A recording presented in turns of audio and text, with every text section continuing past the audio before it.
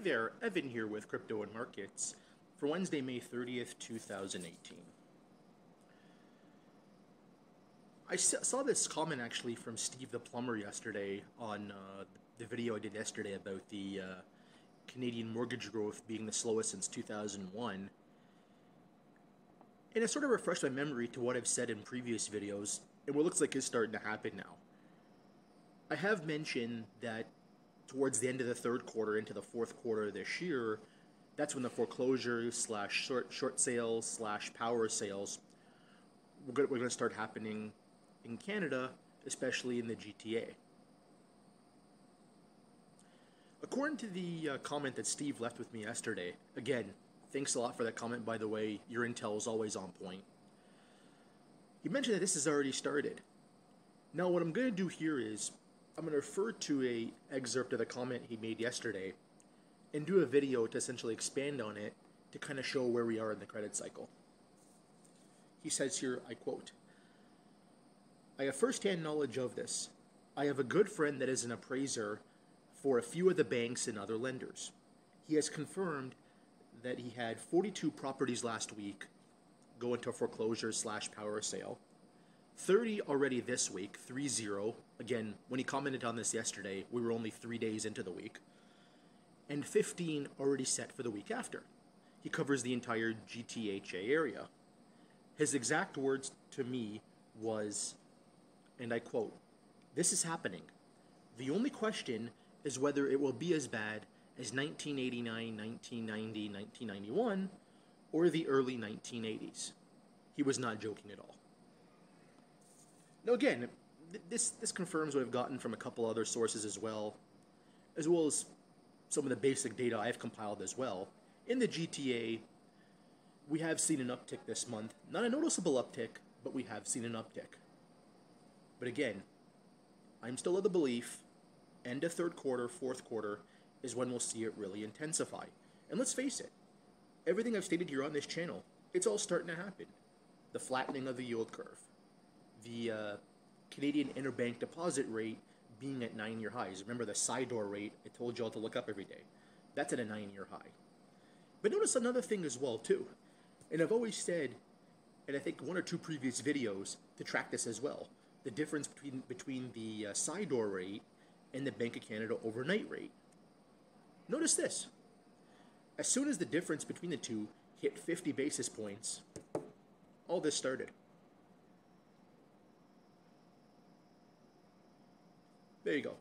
So as soon as it hit 50 basis points, we started seeing an uptick. Again, it's going to be about 3 to 6 months before we see it seriously intensify. But from the intel I have here, and again for that comment, thanks Steve the Plumber for it. You're always on point with everything you've told me.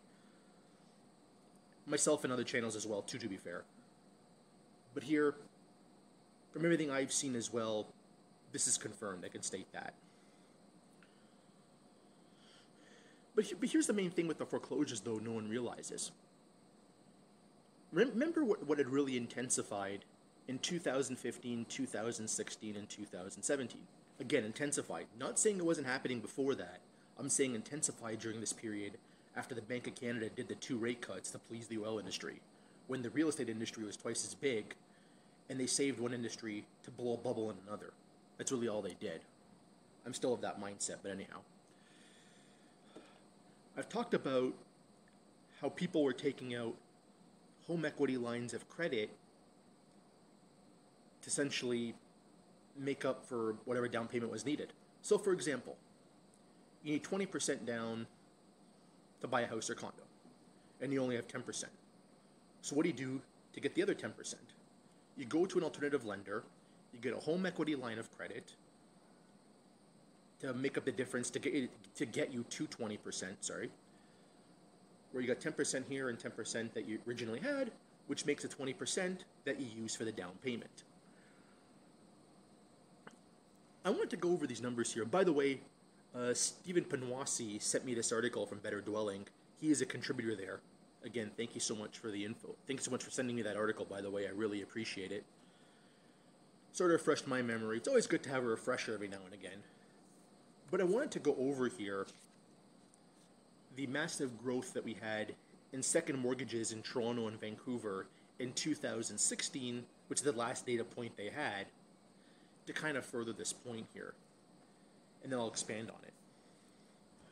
For Toronto real estate, in 2016, 26,534 homes applied for an additional mortgage.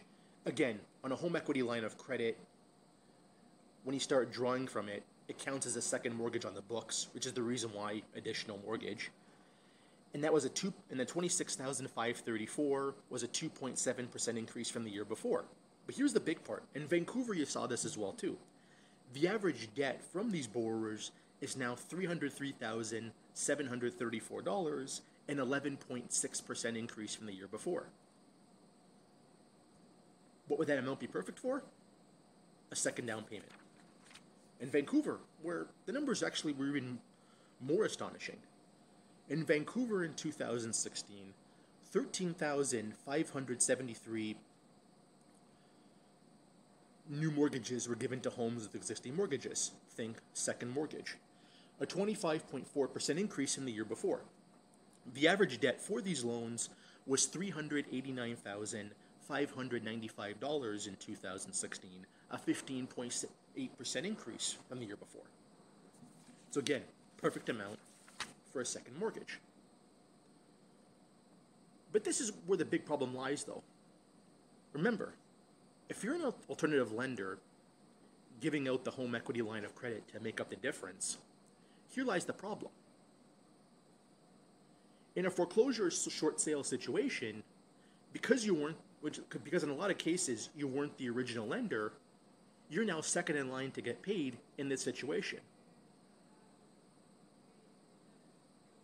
Okay, so let's say this. Let's say you've given out, hypothetically, a 10% home equity line to give someone a 20% down payment. And you're doing a foreclosure on a property that's already down 20-30%, for example. Yeah, I know we have full recourse loans where the banks can tap other assets to get paid. That's perfectly fine. But as we all know, the Canadian economy is over-levered. So if you're down 20-30% already and you only have a 10% loan, if there's not enough loans to make up the difference, what happens then? You're going to take a serious write-down in that scenario.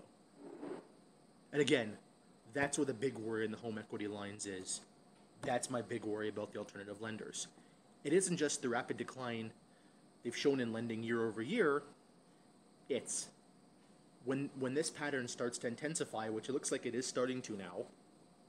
If you're only second in line to get paid, if someone's over-levered and they don't have enough assets to pay off the second lender, again, do the math for yourself. Where's the money going to come from? And again, the reason why the home equity lines will be the next area to see financial pain after the consumer loans and the car loans and that looks like it is really starting to intensify now, as it's been shown essentially in the last few months.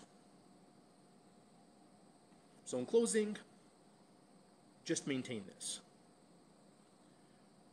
After the consumer loans, bigger loans, home equity lines of credit are next. And with the way we were lending in this country, when the foreclosures, power of sales, short sales really intensify,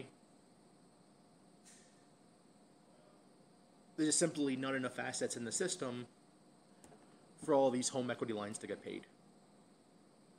And that's the reason why